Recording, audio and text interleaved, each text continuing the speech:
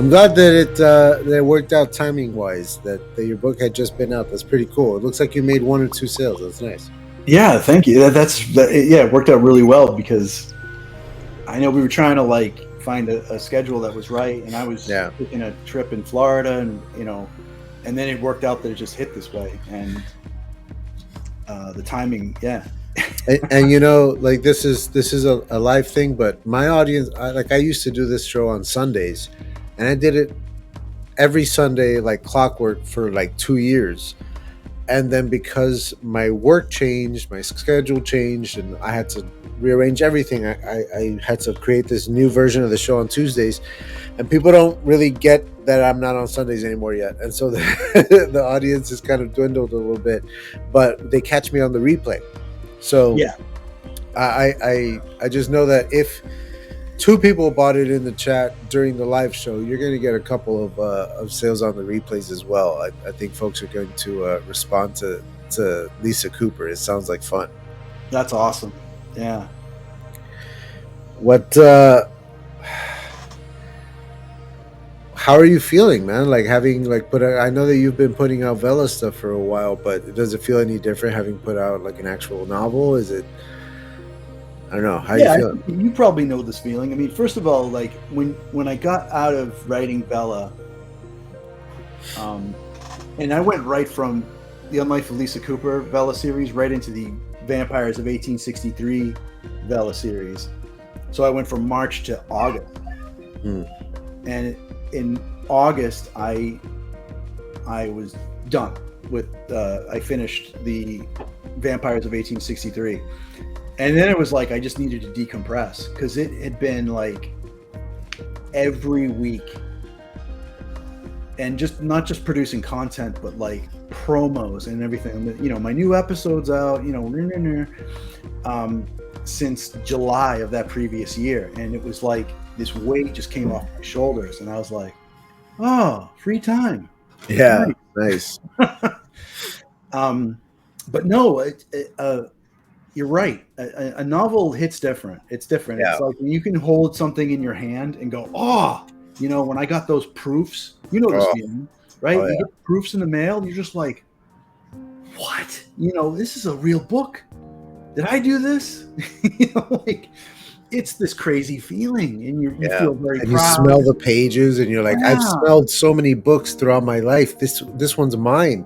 I'm smelling my book. Yeah, so good. And then you get the folks that are like, I want a copy, and I'm like, you do? Like that's also another level of like excitement, because there's people that you created something that other people are interested in. Yeah, and it's mind blowing. Every time somebody.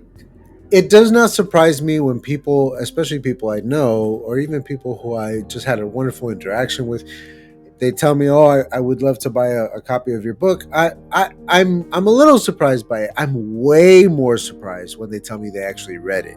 Every time somebody's like, "I read your book," I'm like, "No way." Yeah. Who actually reads it? Like, you actually read it? Like, yeah, I actually read it. So like that's another one of those levels, another level where I got to tell you, when we in the author community, we all know each other here, right? And there's a little bit of cross pollination where we're buying each other's books and supporting each other, which is great. But I definitely read everything I buy. I wish I had the time to read everything I buy. There's books on the shelf that I bought in support of my friends I haven't read yet, and I want to read them so badly. It's one of the reasons why I do a book club on here, because like it forces me to read a book, and like if I can only read one book during that time, at least I'm reading one of these, and I'm getting through it. Well, yeah. I mean, I don't read everything like within the same week or month of release necessarily. Oh, sure. You do. But I will read the book. If I buy it, I'll read it and I'll leave a review every time. Sometimes it's months and months later, as life comes and my own TBR and all this other stuff that I have going on. But I always make a point to read everything I buy. Buddy, you see how Daddy's doing a show right now? You see that guy waving? I'm talking to that guy. We're having a conversation. You're not supposed to come in here when Daddy's doing his show. You know when that light is on, when Daddy's doing his show. Okay? Okay. That's awesome. Let's hug it out. Let's hug it out. Okay. Oh, you're cold. You just got out of the pool. All right, buddy. Now go with Mama. I love you. You gotta turn it. You gotta turn the knob and then pull really hard.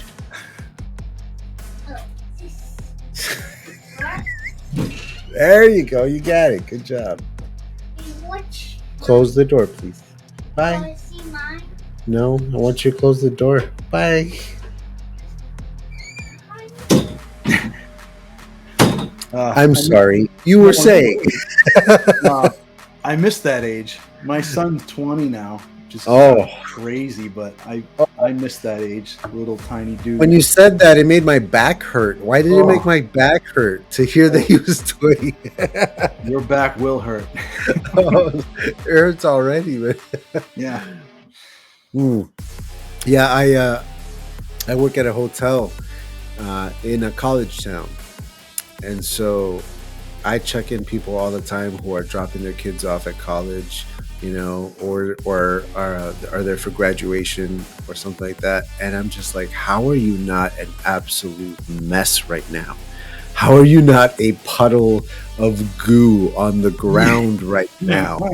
My kids are 8 and 4. I can't imagine dropping them off at college to like live on their own. Are you out of your mind? Like, what are you doing? That's your baby. And they're like, yeah, in here, it's a hurricane, but you know, I still gotta check into my hotel room. It's gotta be wild, man, when they get to that age. Yeah. Yep. Any big you know, parenting tent poles moments I should watch out for? Just be yourself, man. You know, I mean, I don't know. Just strap in. You'll get simpatico together, and then you know, like my son, you know, we do the same little things. You know, he'd come in and give me a hug and all the sweet stuff. And now that he's 20, he comes downstairs to show me memes. You know, he'll be like, Dad, and then he'll play me some video he found on Reddit and be like, look at this chump. You know, so it's the same thing, only older. Yeah. It's like, dude, I'm in the middle of something. Yeah, but look at this chump. Yeah, exactly. Gotta love it, man. Yeah. Kids. That's awesome. Has any family read any of your stories? I know you said is it your wife that's your main alpha beta reader? Yep. Beta reader. Anybody else read your stuff? I'm always terrified of my family reading my father. book. My father reads my stuff. Oh boy, my father bought a copy of my book, but I know that he's not a reader, so I'm just like crossing his fingers that he never gets the itch to change. No, my father's read. He's read like everything I've written, pretty much. Awesome. Everything that's consumable for public consumption, anyway. Yeah. Not the stuff that's not fit for sharing, but yeah, he's been extremely. My parents have been very, very supportive. It's been great.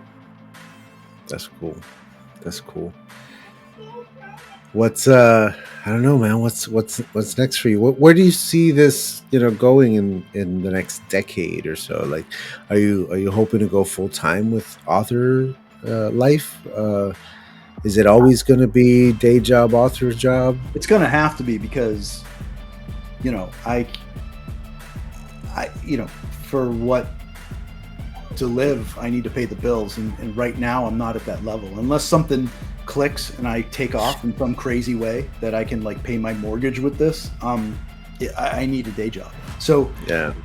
But having said that, I mean, I've already told my wife, I said, when I retire, I'm going to keep writing, and this is going to be a little supplement to our income, whatever it is. And but before that, I'm not looking at retirement anytime soon. But my next steps would be going back to that siren story that I was talking about earlier. Cool. because I'm building sort of a universe of characters in a setting. And this Siren character, actually, it's funny because Lisa was going to start off as a side character in her story, and in the Vampires of 1863, she's in Lisa's story. Hmm. So yeah, I want to get into her story eventually. Like when I've written enough Lisa stuff where I feel like I've gotten to a place where I can stop, then I want to turn to the Siren story, and that's going to be more like Greek mythology, gods fighting gods, that sort of thing. That's dope. Yeah, with vampires. With vampires. I love good vampire stories, man. Like, and I want to contribute to good vampire stories. That's why I wanted to have one in my series. It's funny because my world is I always describe it as a sci-fi fantasy, and I really want to prepare people for what that really means, because in this first book, you're following characters who live on a very sci-fi world. They're on this man-made moon that goes around a ringed planet, and so this metal world that they live on, where the cars are hover cars because the magnets react to the iron streets. Everything is made out of the hull, old spaceships and shit. So like it's all this big metal giant world that they live in, and so it's very sci-fi when you first enter it through the lens of this first novel.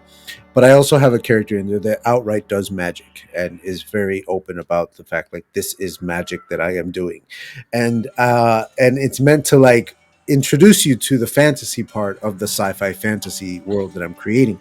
In the second book, we're going to visit that ringed planet that they orbit and spend a lot of time on there, much like in science fiction works, where the people in the spaceships touch down on a new world and they're going to interact with the people that live there. That's very sci-fi, right? Well, but the world is just full of fantasy creatures. So I have fae, I have mermaids, I have pixies, I have gargoyles, and I have a race of Sasquatch that are just exiting the Stone Age and entering like having villages and stuff like that, and hunting and gathering, and in that world, humans from the metal world are going to touch down and interact with them, and it's going to be bananas and insanity. But it's that idea of like, it happens in every sci-fi story that you touch down on another planet and you meet another race of aliens. It's a lizard people, or it's a this, or it's a that. Well, my aliens are fantasy creatures. Let's go. And we're gonna really fuse these two, genres together. So that's awesome. So I look forward to reading your book, which I have on what's it called, on Kindle. Yeah. Because I feel like I said in the last show, that our series might be kindred spirits, because we're gonna have a lot of like little things that we can share in our worlds that way. Yeah, definitely. No, that sounds awesome. I love blending genres like that, when you take something and you don't expect it to have. Well, and that's something that I tried to introduce people to in this first novel as well, because the sci-fi fantasy is the setting. That's the world building for me. The world is a sci-fi fantasy world, but within that world, it's an epic book series, and I'm telling a lot of different kinds of stories. So this first one is a murder mystery. The main plot is a murder mystery, but then like within that huge plot, you've also got like little political thriller elements. You've got little touches of monster movie horror elements. You've got very matrixy, sci-fi cyberpunky stuff. Like, it's all in there, and it's all in the same world. And like I just wanted to prepare people, because like the further we go into the series, the more kinds of stories I'll be telling. And so for the short stories that I'm doing in between the novels, I'm like, one of them is going to be like a spy thriller, and another one is going to be like a straight up horror, but they're all in the same universe, the same world, just different characters, different points in time, and just fill out that world like that. You've already done one, at least that way, with Lisa Cooper. What are the plans for like doing some more of that on this, of those side stories, filling in the world building, so to speak. Oh wow. I don't know. I mean, I talked about the Siren story a little bit, which is the same world, and I talked about maybe doing some other side Lisa stories, but I'm not exactly sure. I actually wrote. Do you know Lauren Wheatley? Yeah. Lauren Wheatley, right? I mean, I don't. Yeah. No. Yeah. So she actually a year or so ago, she put out this. She and her sister put out this anthology called Realms of Enchantment. Yeah. And she was looking for submissions for anything in the fantasy genre, poems, short stories, whatever. And I have one submission in there. By the way, that's an awesome anthology. Ben Pick's in that. I'm gonna forget a ton of different names, but all the stories are great. There's poems and little short stories and stuff. I read that thing cover to cover That's awesome. in a day, and it was just so much good stuff there. But this little short story that I submitted, and it's under 5,000 words. It's called Musings of the Past, and it's about a siren, not the same siren that I plan to, but a siren. A siren, one of the original 7 sirens that were trapped on the island, in fact. And her getting into a little bit of trouble on her own. The siren that I was going to write about, who's supposed to be like Lisa's friend, is actually the daughter of one of the original sirens that were trapped on that island.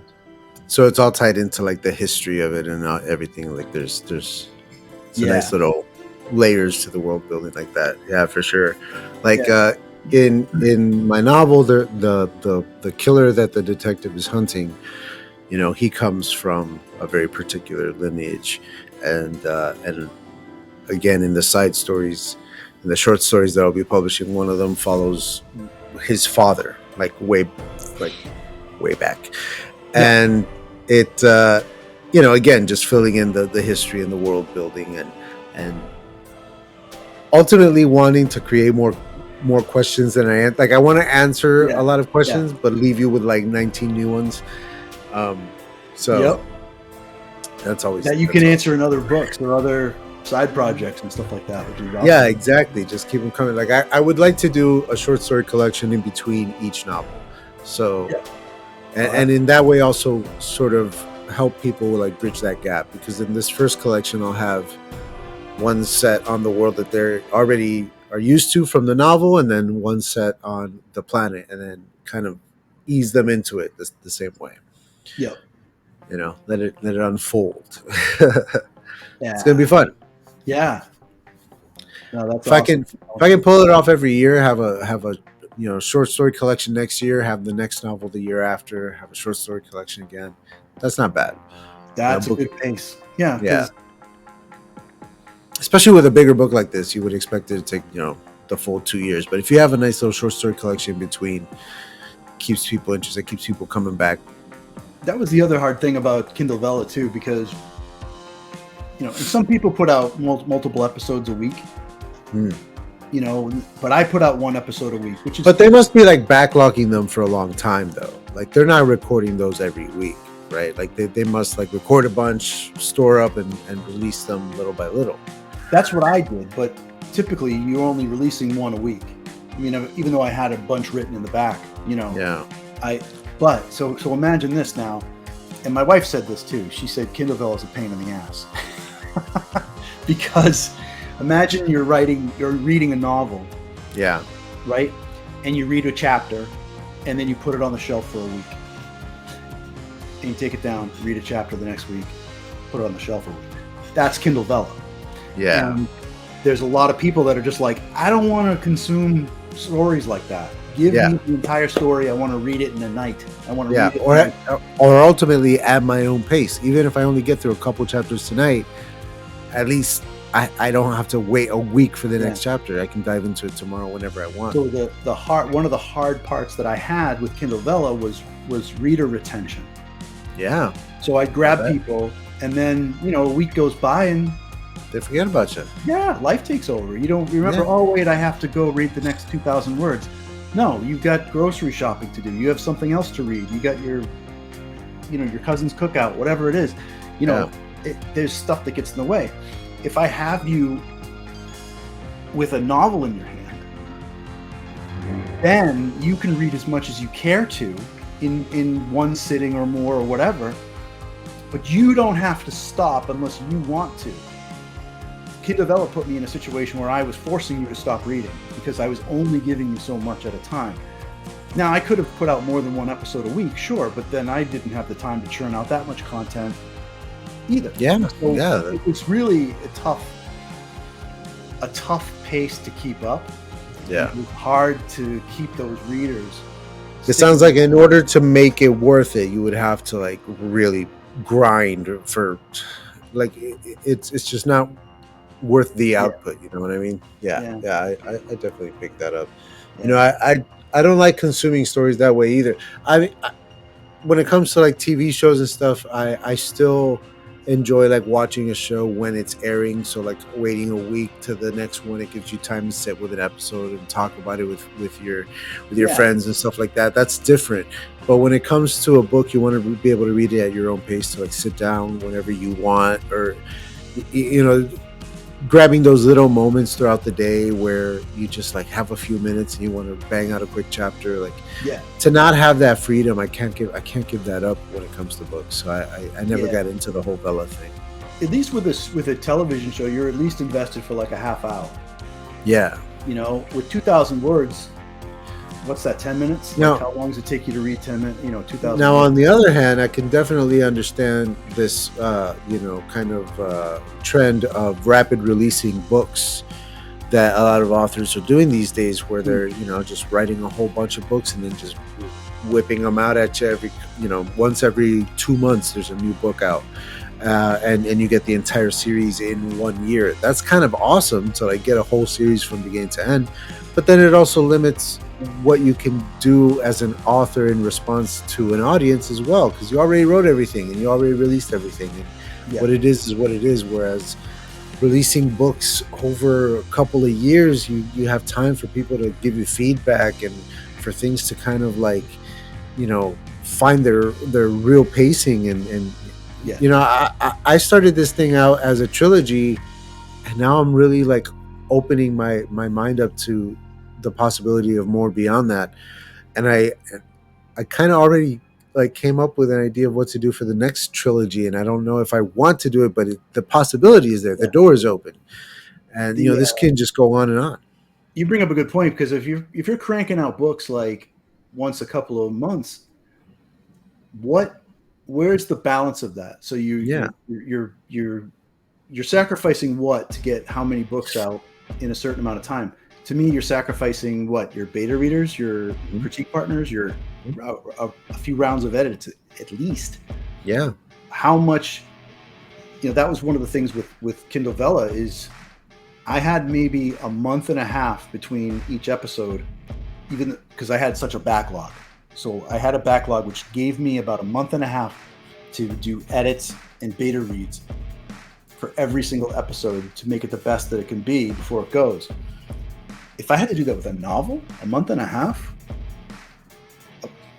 that's tight. Yeah. I feel like my writing would suffer. I mean, maybe there's guys that can do it.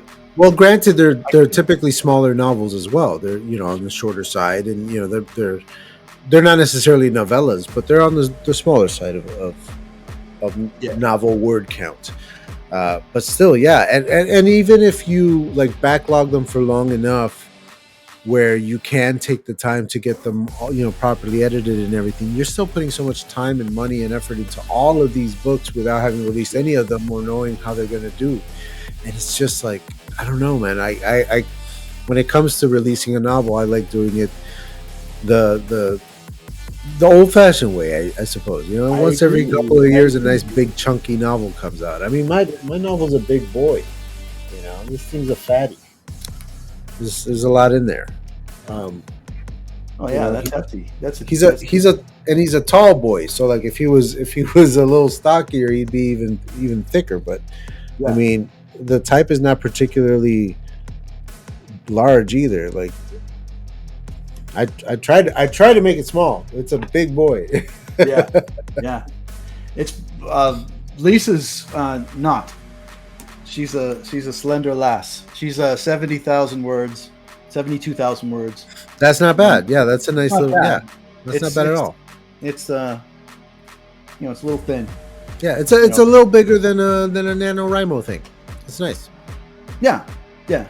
But I agree with you. Writing the old-fashioned way, there's something about. I mean, we all kind of bang our heads on our keyboards and think, "Oh my God, another round of edit." But yeah, there's a beauty in the whole process that we know is true, and that's we're making it better. Every round of edits, we do it better. If we submit our draft to beta readers and we get feedback, and critique partners and get feedback, we know that our draft is going to be better because of it. And I would rather take the time to run it through that gauntlet than crank out something, just to be able to say, hey, you can get 6 books in a year. Yeah. What are you giving up in order to do that? What are you sacrificing in order to do that? And what are you giving to your readers? Yeah, and how much better could it have been if you had taken a little more time? Is it going to be your best work? I don't know. Yeah. So, yeah, for sure. Hey, maybe there's somebody out there that the golden goose that just cranks out quality with everything they do. Yeah, that's not, dude. I went through all the phases of editing, proofreading, line edit, the whole, and I hit publish on the thing, opened the book, typo, mother. And then you just go through and like, there's another one, and you're just like, how many eyeballs went through this thing, and still they persist. Yeah. And it's just like, dude, it could have been. I could have used another round. of proofreading, and so like, yeah. So that's what we did with my wife and I. So with Kindle, each Kindle Vella episode, I would write it. I do a round of edits. I put it away for a week. I do another round of edits. Then I give it to my wife. She'd read it. Then it gets posted. This is over the course of like a month, an episode or so, right? Right. So that's like 4 rounds of edits or whatever it is, 3 or 4 rounds of edits on a single episode, 2,000 words or less. And then when it was done, I compiled them into the novel format, right? Then I did another round of edits, put it away, did another round of edits, gave it to my wife. She still found stuff. And I'm like, how did we miss this? If you've ever watched my channel before, you've heard this before. I've said it a million times. I'll say it a million more. Look at this absolutely gorgeous edition of Neil Gaiman's American Gods. The metallic sheen, very reflective, the gold. The pages are lined with the silver, right? Gorgeous. They're very like thin and almost Bible-like they're almost see-through. There is a gorgeous book. Obviously not his first edition of American Gods. This has gone through so many edits, so many, new printings, right? Right. I find typos in here. Wow. Neil Gaiman, one of the greatest of our generation, one of the greatest authors of our time, with access to the greatest editors of our time, and the money to pay them, and there's typos in here. That's a perfect example of how hard this is. Dude, your book will never be perfect. Stop striving for it to be. Write the best story that you can, edit it, get it as good as you can, and then put it out there and start writing the next thing. Because even Neil Gaiman has typos. Yeah. No, that's a good lesson to learn. Yeah, you're right. Make it the best that you can make it. You know? And then move on and do the next thing. So many of it was something that I was getting bogged down with mine, is like trying to get it like just right and stuff. It's like, stop wasting time trying to get it perfect. Get it out there for people. Get it out there for people. Yeah. I want to talk about vampires before we wrap up today, since you wrote a story about vampires and stuff. What are some of your favorite vampire stories and vampire things? You mentioned Blade. You mentioned going back to the classics, to the Bram Stokers. What's your flavor? What gets you going with vampires? You know, boy, there's so many. I love vampires, so it's really hard to say. I'm actually the only films in the horror genre and books in the horror genre that I like is anything to do with monsters, zombies, vampires, werewolves, right? Yeah. It's a slasher film. No thanks. I don't want to see a dude with a machete. I find Scream boring and laughable. Like, it's not. It's not scary. It's a dude with a knife. Like, it's not scary. But if it's a monster, then that's sign me up for that. So exactly. Yeah. So it's tough, you know. First of all, you have Dracula. I mean, whether it's being, you know, classic Gary Oldman or Bela Lugosi or Christopher Lee, Dracula is aces, you know.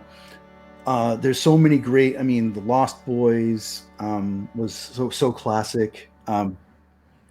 Interview with the Vampire, Queen of the Damned. I mean, I just love. It would be a shorter list to tell you the vampire movies I don't like. Yeah. Honestly, because I just love them, and they're so cool. You know what it is about vampires? They're so cool that they're hard to screw up. You almost have to really go way off field to really screw it up and make you go, what? You know. Yeah. That said, I've never really been interested in like Vampire Academy and Vampire Diaries and those type of things. Yeah.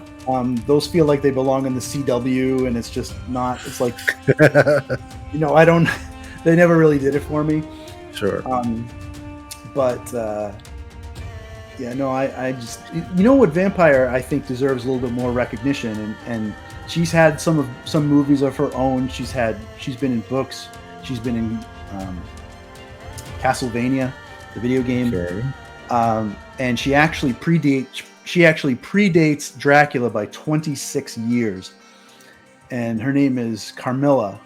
And I talked about her on my live stream when I did my book launch a few days ago.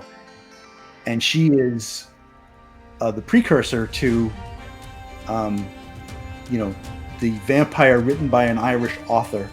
26 years before Bram Stoker wrote Dracula. Get out of town. I had no idea. Carmilla. And she there's a lot of similarities there. There's a guy in the story that's just like Van Helsing, same kind of role. You know, you got yourself a vampire, you know, that kind of guy. You know, there's the woman who's, you know, basically like a Mina. Her name is Laura. And then there's Carmilla, who's like the Dracula. And Carmilla's a lesbian, basically, who tries to seduce Laura, which was pretty racy, I think, for 20, whatever it was. 72, right? I think it was 1872. I've never heard of this, and it predates Dracula. That's wild. Yeah, a lot of people think that Bram Stoker must have read it and, you know, found parts he liked and said, "Yeah, my vampire is gonna be kind of like that too." I'll create my version. Yeah. The story of Carmilla, it's only like 105 pages. It's a little novella. Came out in 1872. But that's a kind of a deep cut vampire story that I really enjoy. You know which one I don't think gets enough love, and it's because the movie did them dirty. The movie changed it from vampires to like this weird like virus zombie thing, and that's I Am Legend. Did you ever read the book? I didn't, but I've seen both versions. I saw Omega Man from 1970, whatever, with I don't know his name, but that was the original like adaptation. They changed the title. Yep. Yeah, and I saw it with Will Smith, but I never read the book. No. So in the book, it's vampires. It's the last man on Earth, and it's vampires, and they can't enter his house unless they're invited. So as long as he's inside his house, he's safe. But because it's vampires and not mindless drone zombie things, they're out there every night. Robert Neville, come out. Come outside. We just want to talk to you. Come on, bud. Hey, it's me. It's your neighbor. You've known me for years. Come on out, bud. Just torturing the poor guy for years, just every night. Come on out. And he can only come out during the day when they're all hiding. And that was what was later adapted to the Will Smith thing. But the book is so cool because it goes full vampire on you. It's an entire town full of vampires and one human being trying to survive them all. Check out Omega Man. Yeah, I haven't watched it yet. I'll check it out. That was the 1970s adaptation of the same book. And I'm pretty sure they were vampires. They were vampires in the movie. We gotta check. I gotta check that one out. Yeah. You know what's the other one that comes to mind that's kind of special is 30 Days of Night. It was adapted from a graphic novel. You ever see that one? I like that one a lot because the vampires are very monster vampires. They're very feral and animal-like. Even though they are, sentient, have speech, etc., they're obviously full people, but they're just very just vicious and feral. That was a really good one.